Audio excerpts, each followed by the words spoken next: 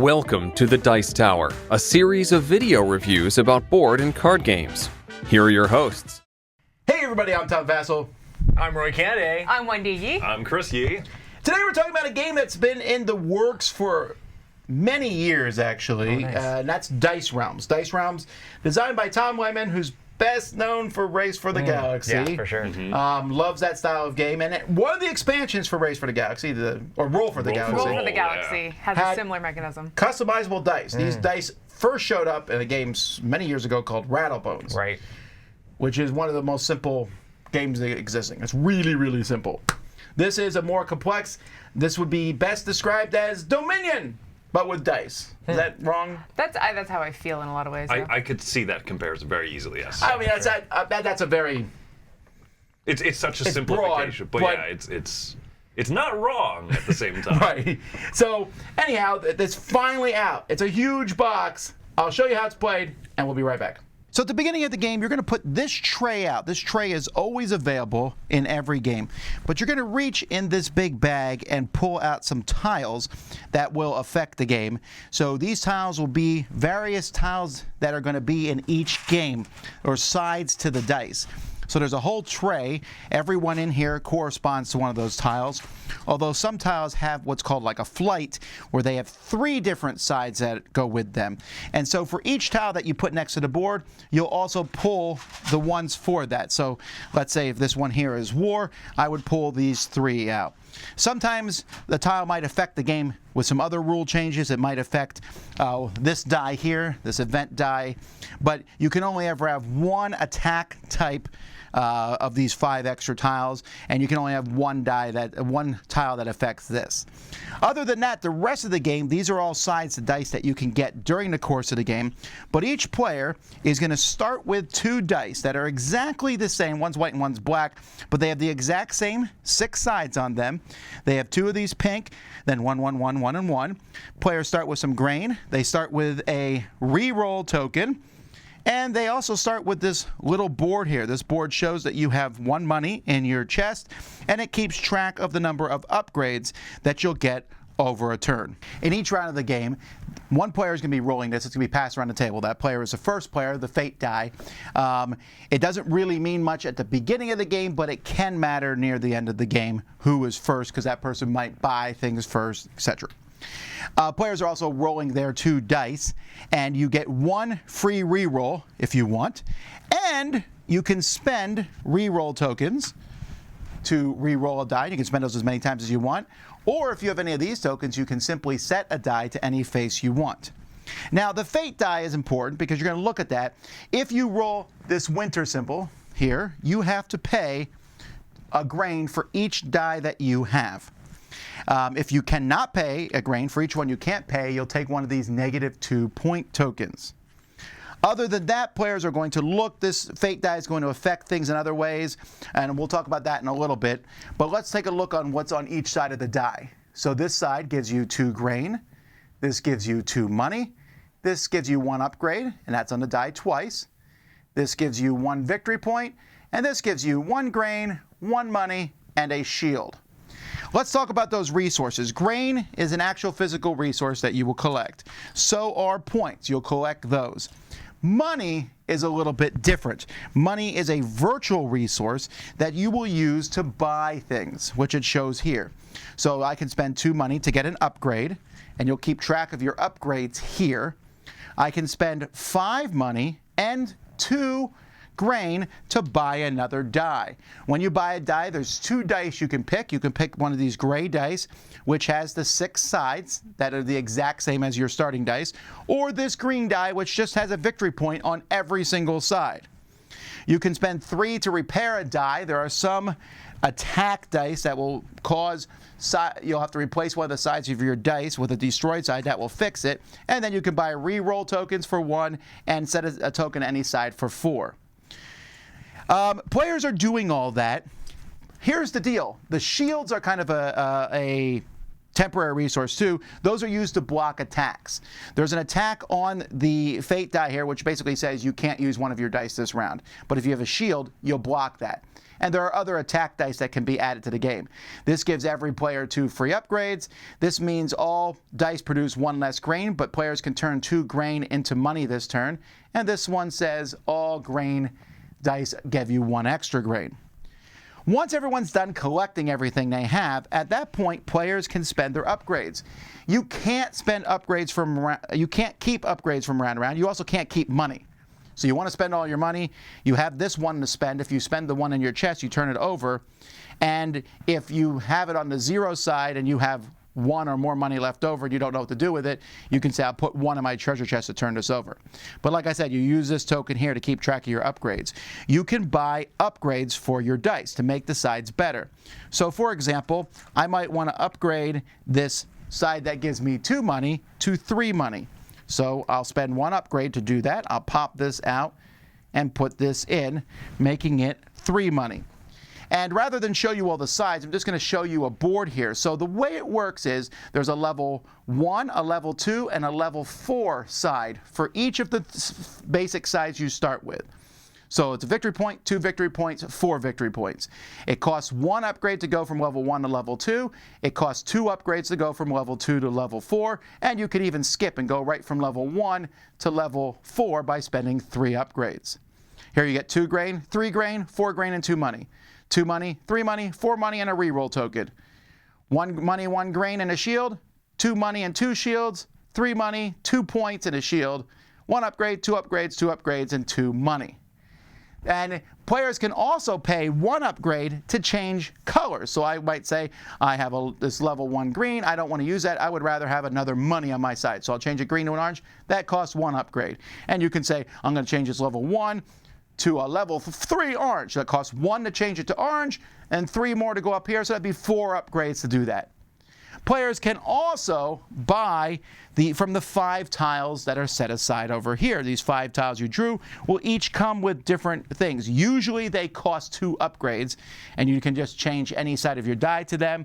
But if you get one of the ones that has 3 levels on it like this, then those cost essentially the same as if you were changing to another color. So players are going to be upgrading your dice, which are going to make things better. If you get the new dice, you can upgrade the sides of that too, except the green one can only have green upgrades placed on the sides of that. Although, again, you start with some basic ones of those, and if you're playing with certain tiles, there's other green chips that can come into play. Now, really, you see these 6 basic ones, but where the game's going to change is all the different things that can be on the other sides. And they have recommended tile setups here for 5 things. But the game is going to end when we run out of resources. So there are 3 types of resources that the game keeps track of. And these number of resources for each is determined by the number of players. We have grain, these negative point tokens, and point tokens. So this is all of them. I'm just showing you how many there are, but there will be fewer for 2 players and more for 4 players, etc. So when one of them runs out, that triggers the end of the game. When the game ends, you're going to count up the number of points you have, and there are extra. These 10-point tokens are in the game to use because you can still get more points on the very last turn. These will subtract points from you, and then all the upgraded sides are either worth 1 or 2 victory points, although there are some, like this monument, which is worth 9 victory points at the end of the game, but it costs 8 upgrades to get it. So there's some crazy tiles like that, but every other one, it shows you right here, is worth 1 or 2 victory points. You add those to the points you've scored, and whoever has the most points is the winner.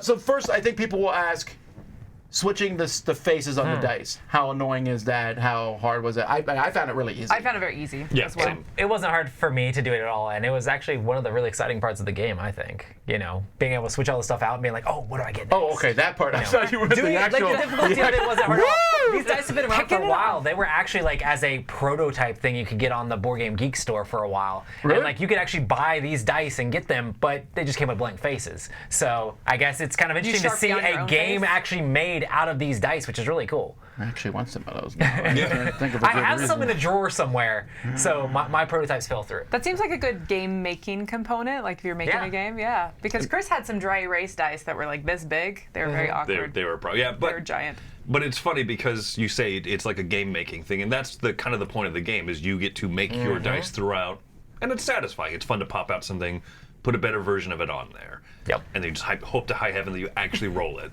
Another positive thing is I normally don't like the little plastic inserts that come in these games. This one works. All the chips work. I mean, it's a slight pain to sort out at the beginning Yes. for the first Sure. time, especially if someone sorts it out incorrectly and you resort it out. But For example. that's just how. But May I or may like not them, have and they happened. fit in a box well. The dice are slightly bigger than I like rolling.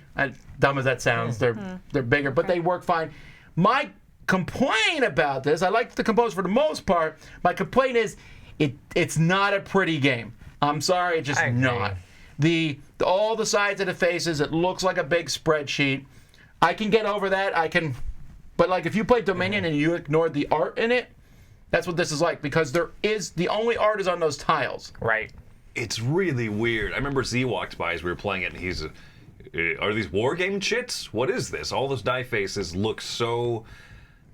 They're very flat. They're flat. They're very flat. They're just basic black and maybe yellow icons on them. There's Extremely not a lot basic going- graphic design, extremely basic. So I mean, we've seen a lot of dice games that have like those cool like color prints and stuff like that the technology has advanced. But I'm sure this was really expensive to make with all the different faces. You get a huge variety. Sure, and he wrote a thing Huge amount. at the bottom of every die. There's a line with some dots. The dot shows you the level, and there's a little symbol. The symbol shows you what color it goes in case for color blindness, you can tell the difference between the green and red sides, for example. Right. Yes. So I don't have a solution, but I do think some people will be turned off by the looks. Right.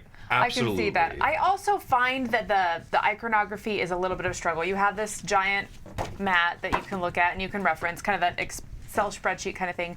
But if we're going to compare this to Dominion, which is a game that many of us at this table really love, a benefit of having a card game like this instead of a dice game like this is that you're able to have more clarification on the cards. There's more text. I look at this die and I think, what does the arrow mean? It has a 1. What do these dots mean? I don't know. Several times we I look- did ask, pass me the tile. You're meaning a Tom Lehman okay. game has Yeah. crazy iconography you had to figure out? But no. I mean, it's one of those things you have to learn, but overall, I didn't think it was too hard to get into it once you got into it, and this definitely helps a lot. You have to have that. You guide. have to have it, yeah. Yep. Another thing about the game is about 20, no, that's too high. 15% of the tiles and cards and things are attack cards. Now, there's one built into the Fate die, which I don't think should bother anybody in a sense Right. because that's coming from the game attacking you. Right. So you fight that off, whatever. You know, you have the shield, and you can buy those. But you can buy other ones, and the first time you and I played, we played with somebody who was like, I'm just going to attack people. And you know what? That person didn't win, and one of the people who did, and I didn't find it to be overly egregious, did you? It didn't tank the game, right? Because, oh no, I have to pay some of my wheat every once in a while when the guy rolls that attack phase. Right. Because of the nature of dice, it's not very predictable, which is, it's just a Can built-in... hit you at the bad moment. It could hit you at a bad moment. It could hit, but he could also never roll it. So he ended up buying like 3 attack phases. He's like, come on, pop up sometime. And you can also adjust your plan. It's like, oh, you're going to try to steal all my wheat. Let me just put more wheat faces on so I don't bottom out on wheat. Sure, Yeah. but that being said, I would say like 99% of the time I play this, I don't want to play with the attack dice, and you don't have to. You can cut that out of the game completely for the most part. Some people might like it, but I also play the same way in Dominion. I might play with 1 attack card, and it's going to be a not 2 mild in your one? face attack card. Well, and there are so many varieties of die faces, like Roy said, that you could avoid playing with attacks completely, and you still get a ton of variability in this box. I do appreciate the dice faces that come out with the little tiles. that are unique to each game. And that, Oh, I think, for sure. is another That's a part lot that's of very fun. Dominion-like, of you're looking at Which what's ones- available, and you're Yeah. trying to make your strategy kind of at the beginning of, ooh, what can I combo together? It's all a value judgment of being like, is that worth it, or should I just go with the basic stuff? Should I really upgrade here, or should I really upgrade there? And this also has that same pivot point that like Dominion style games have of like, how much do I spend upgrading stuff, and how much do I spend getting Yes. points for the game? You know, so there's the juxtaposition of that is really cool, and it's like finding that tipping point and where to actually spend that. Also, while focusing on not running out of resources and wheat and stuff like that, so you get negative points. And I think some people will like the fact that there's an alternate end game trigger with the wheat, or with Yeah. the, if you can't pay for wheat, you get those negative 2-point tokens. So there's 3 different end game triggers, and so you don't have to go. You don't have to follow the same arc every time. Right. Of do really cool stuff and then switch to points if you see that the wheat's going to run out. Yeah. And if you can just get some points early on and then just tank the wheat market, the game ends. It's Well, there's some actually, interesting things. That you know? brings up there's 2 slightly negative things I have about the game. One is not really a negative. I guess it's more neutral for me, but it's something you have to deal with. In deck building games, you buy cards, you put them in your deck, they come out randomly. Here you buy faces, you roll them. You may never get them. Now there are ways you can buy those tokens and be like, I got this dice, but there's still you don't have to spend that token if you roll it. Right. Yes. Yeah. While in Dominion, I buy a card, it's coming out in the deck, a deck builder. I should not keep saying Dominion. So take that as it will. I don't think it's egregious, but there is more randomness in a deck building game. Because you're taking the buying the stuff and when it's rolled. You're just adding some probability to it. It's like, which can be, I think it's cool because there's a lot of faces that help you mitigate that probability a little. It's like, oh, if it lands on this face, literally switch it to any other face. If it lands on this face, you get a thing, but then you re-roll the die. And now I have multiples of that. Now I re-roll, and then I re-roll, and I re-roll, and it just feels like the combos in which you're drawing cards out of a deck. It feels like that with these dice. But that's the slight negative thing I have about the game. You mentioned alternate ways for the game to end. I find the wheat running out to be an unsatisfying ending. I could see that. Yeah. It doesn't feel good, and sometimes it happens. I've seen it in a game On happen by accident. Yeah. People just roll. We got lots of wheat. Game's over, and it's like, but we never really got to do anything. With the points, you kind of can see that. With the negative points, the game's kind of souring a bit, and it ends the game. I don't know. It's not like a huge problem, but it just can happen, and I wasn't as huge of a fan of that. I think you can manipulate it. Yeah. It's a point of manipulation, but also, you said, it could just be a point of accident. Where you're like, I guess we're done playing now, and no one was quite ready for that. Yeah, because sometimes Especially- you add faces in to have extra wheat, and then you roll an extra wheat for every die, and you're like, oh my word. Especially because that fate die. So I'm not a huge fan of the fate die. I'm curious how you all feel about it. But we played a game where it rolled that we had to pay wheat once the entire game. And I had bought a whole bunch of wheat, thinking, I've got to protect myself from this awful die, and then it never happened. It's on 2 sides. It should happen. Yeah, once. it should happen It more, right? should. But it Pressure didn't. luck. And then we Pressure played dice. another game where it happened all the time, and I just could never do anything else that I wanted to do with wheat. I couldn't get more dice. I couldn't do other things. Sell it off And for so- money on the So you want a To fake me- deck. What? A little fake deck where you draw and all 6 sides come out randomly, but the same level. I feel like with the interaction, especially if you throw in the attack stuff, then it's a little more planned. You can plan ahead, I guess, a little bit more. I don't know, but I feel like it's not really necessary to even have that fate die. I think this is It a just game where you just have to puts pivot your attention. strategy. It just puts if you attention don't put the on that I fate don't know. die in, the wheat, there's a lot of things that I like think the it. game would change. I actually like the die. Really? There was moments where me and Tom in a game we played, we were both like pressing our luck a little bit because we were really low on wheat, and it's like, is it gonna happen? And it's like, man, I really hope I can That's roll true. I some remember more that game. wheat right before like I get this to happen. And we went like 3 rounds where neither of us really got a lot of wheat, but that die didn't actually show up, and that pressure and that tension added excitement to You the liked game. that? I think. Okay. I like it. So I just found it annoying. I like but- the fact that there's also positives, though. Get more Right, upgrades. yeah, sure. And you're like, Sure. I rolled my upgrades. I get like 7 upgrades this round. Like, I do like those moments where it kind of adds some fun. And yeah, I think I'm kind of mixed on it. Also, I the like fate it more than die not. keeps you from. It's an obvious thing to buy more dice, right. but buying a 3rd die is pretty. If you can afford it, get it. Yeah. Buying the 4th die, you start thinking about it. It Because does having get to pay more 4 expensive. wheat is a thing. And then when you buy dice, you buy the the victory point die, which is give you victory points every turn, or do you buy their die? I like that choice. Buying 5 dice, come on now, that's insane. But I think it's an interesting thing. But the best thing about the game, the highest point it has, is the upgrading because it gives you such a good feeling. Every turn you're like, yes, yes, and then when you roll those better sides, you're like, ho, ho, ho, ho. I don't know. I just that's my favorite part. It's definitely very enjoyable, and that moment of excitement when the combos that you've built into the dice start to pay off, that's just when it just feels so much more rewarding as the game goes along. It's like, I did this, and I roll, and oh, now I get to roll this again, and this allows me to manipulate this dice, and now I have enough to do this, and now I'm going to upgrade more. You know, it just gives you that feeling of making things better as the game goes along.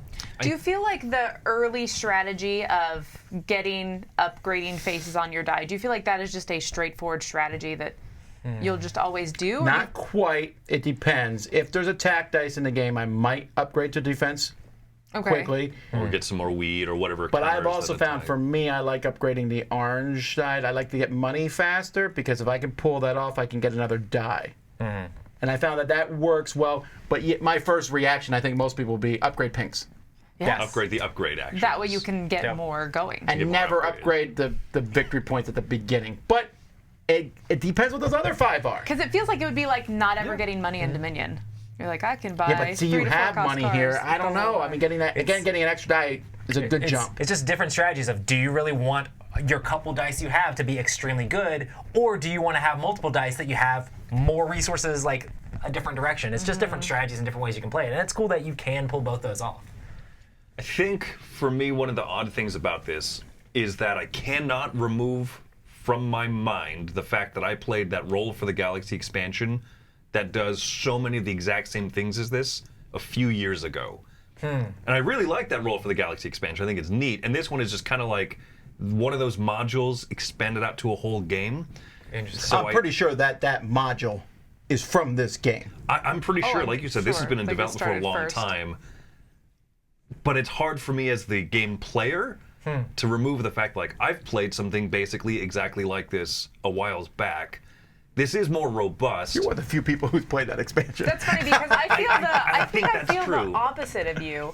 Whereas I feel like I didn't love that expansion because I felt like the dice face, you rolled 1 die and you rolled it occasionally agree. throughout I the did game. not like that I didn't feel like it expansion. really had any weight. Whereas in here, I can, when I change the faces, I'm rolling that die every turn. it's the whole game. Fun fact, that's the what only game time is. I've played Race for the Galaxy, or Roll for the Galaxy, was with that expansion when you first played it. So that was at Jason's house like forever ago. Sorry. So, but I mean, I it wasn't really that like crazy. Roll I for just the felt like you Galaxy, didn't get to do this thing that much. I really enjoyed doing the upgrading thing. And I think, though, you bring out, I think, unfortunately, the biggest negative thing about Dice Realms is it's very expensive for what it is. And we don't normally bring price it, but it's a pricey game.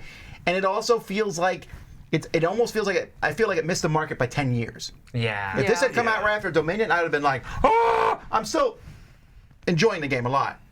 But if this had come out in 2010, I would have like been just. This would have blown my mind. It really would have. And so that's part of why I bring up that Roll for the Galaxy expansion is that those little things like that kind of make it feel like, oh, this came out a little bit too late to make me think that this is one of the most ingenuitive games ever. I could have thought that a few years back. I still like it, and I would still, recommend it. Everything. Well, let's do your final thoughts then. So my score-wise, I'm going to give this one a 7.5. I think what we've said is that there's a lot of fun to be had. The sensation, the actual physical, tactile sensation of upgrading the die feels neat. Rolling those upgraded die faces feels so good. And there are different paths that you could try to do. Get a ton of dice or just upgrade your upgrades or get lots of money. But it's also a big, hefty box, and it doesn't look amazing, and that doesn't usually affect me, but something about this whole package is good, but not mind-blowing. So 7.5 it's good. I feel like this is one you should definitely try and check out. Okay, I'm also going to give it a 7.5. I think that there's some really cool elements to this, especially because I enjoy exploring mechanisms. And I feel like this lets you explore this mechanism of changing dice faces and seeing how that works. And I enjoy the alternate setups and all that kind of stuff. Overall, though, it is just a very lucky dice game. And so no matter how much I change the faces at the end of the day, it's it's going to be a dice game. And so for it to be so strategic and interesting, Roy is like shaking his head now. No, but for it to be so strategic and interesting and cool, at the same time, there's part of me that just gets frustrated of like, I'm not rolling these amazing faces that I have. Like I upgraded to level 3 and I didn't see it the entire game, and that's frustrating at the end of the day. So I give it 7.5 because mechanism-wise, I find it very interesting and it's a fun exploration. But am I going to come back to this time and time again? I don't know. I don't know. Well, for me, this is, I really enjoy this style of game. I mean, I'm normally known as a thematic gamer. This is not, there's no theme here, but I really enjoy. The theme is dice. Look at that dice world over there. Aren't you building that? I really enjoy games that allow you to build up stuff, quick playing, like allow you to build a little bit of engine here. I'm giving this an 8.5. I really, really enjoy this game. I really love the combos you can build up with the stuff and the way you can make those dice, manipulate them the way you want. And with you, you're saying it's very random and stuff like that. I enjoy that sort of thing in game, trying to figure out how to tweak those probabilities in my favor. It's like, oh, I'm not getting this side. I keep not rolling it. Let me put this thing on here that lets me switch to a side, or maybe figure out a way to get what I need. And sometimes things might not come out just right, but I really enjoy that sort of thing in games, and it makes it exciting. So I really enjoyed Dice Realms. It's an 8.5 for me. Alrighty, I like it. Not as much as Roy. I'm giving it an 8. And there's a couple reasons for that it's not amazing for me, and a lot of it has to do with the way it looks, unfortunately. And like I said, that grain thing. And this is some minor things, but overall, I played this a lot actually already, and I plan to play it more. It's fun, and the randomness doesn't bother me as much at all because it's so fast. Right. Especially, I find that many deck builders are great with 2. Dice Realms falls in that category because I played it with many player counts here, and it's my favorite with 2 because we just go. It's just quick, it's really fast. And I like his previous game, Race for the Galaxy, with 2. I will mention here as a side note, because this will be mentioned in the comment if I don't. People say, how does this compare to, what's the other one called? Dice Forge. Dice Forge. Dice Forge, which is another one. That could be a whole video in of itself, but essentially Dice Forge is a collect resources to get better sides, which has some similarities to this one. Dice Forge is a lot simpler, faster, easier to play. So much more variety. This has more variety. Way more variety. One's prettier, the Dice Forge, but this one is a more robust system. And that's where I think the comparison to Dominion is fair, because you change the setup, you have a different approach every time you read what's out there, as opposed to like a Star Realms deck building game. Stuff comes out, just react to what's available at the moment. So that's kind of part of why we joke, like, this is like Dice Dominion. It feels like Dice Dominion, like the big box or something. Like there's a whole bunch more than just, Yeah, I was saying it's like Dominion. Roll through the ages. There's a bit of that because you're paying the food for the dice that you have, and a bit of his Roll for the Galaxy stuff in there with the victory points. It's his game. I think it's good. I think a lot of people are going to like it. I just hope they give it a chance because I think the price point and look are going to chase a few people away. Yep. Anyway, that's Dice Realms. I'm Tom Vassell. I'm Roy Kennedy. I'm Wendy Yee. I'm Chris Yee. Keep on rolling.